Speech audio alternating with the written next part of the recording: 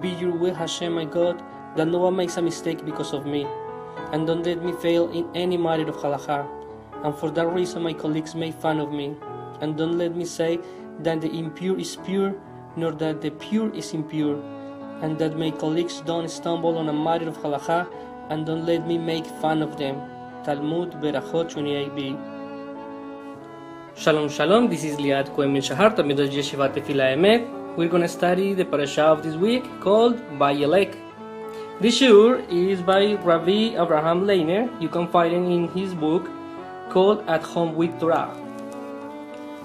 In the shiur is named Listening to a Show even when we don't understand much. The Torah says, gather the people, men, women, and children. Sefer Devarim 31:12. The Mitzvah of Hallel is introduced in this parasha once in 7 years. All Israel, men, women, and children, come to the Beit HaMikdash on Chol HaMoed Sukkot to hear the whole Sefer Devarim being read by the king. The Gemara says that although the men come to learn Torah, the women only get reward for listening. Since they don't understand anyways that was back in those pre-seminary days, it seems today their wives who understand better than their husbands. The young toddlers who came surely didn't understand, so what was the use of bringing them? Answer the Gemara to give reward for those who brought them. The women chambers in Gan Eden. The Ben Ishai asks that if both the women and children don't understand, but nevertheless still receive reward, why are the rewards different? Women for listening and the parents of children for bringing them? He answered with an amazing kiddush. The Zohar writes that there are one Tanakh who noticed that in heaven there is one special chamber in Gan Eden where women sat and learned Torah. He asked the guard, could it be that at Gan Eden these women are learning something that they never learned while they were alive? He answered the Tanakh, whatever Torah they hear while they were alive, if it was their husbands learning at home or the discourse of a rabbi, even if they didn't understand what was said, the Torah, it was absorbed by the neshama. Every single word is absorbed by the neshama and stayed with the person forever and ever. Even if they didn't understand what was said, it was absorbed in their neshama and stayed forever with us.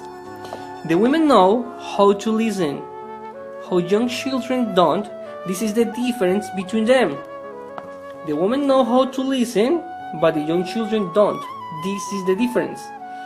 This teaches us the importance of just listening to a drosho, even if one doesn't grasp the deep of the subject.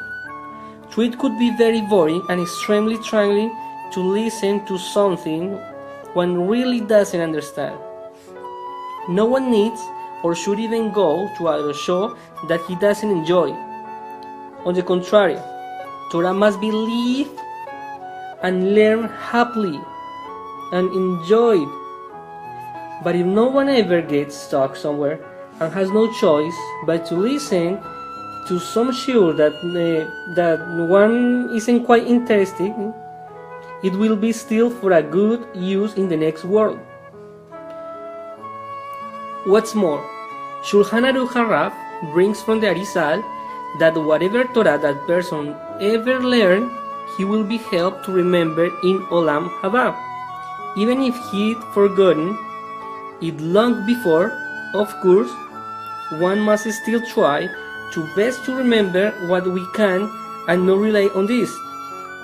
We try to remember, but we have to can relate on this.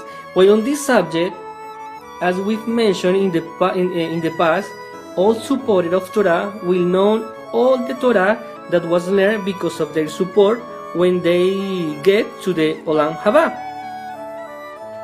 This is the reason that we have to study with our families, because every single word that we learn with our family, our neshama absorbs that word. Even if we forget every word, it could be remembered in the Olam Haba.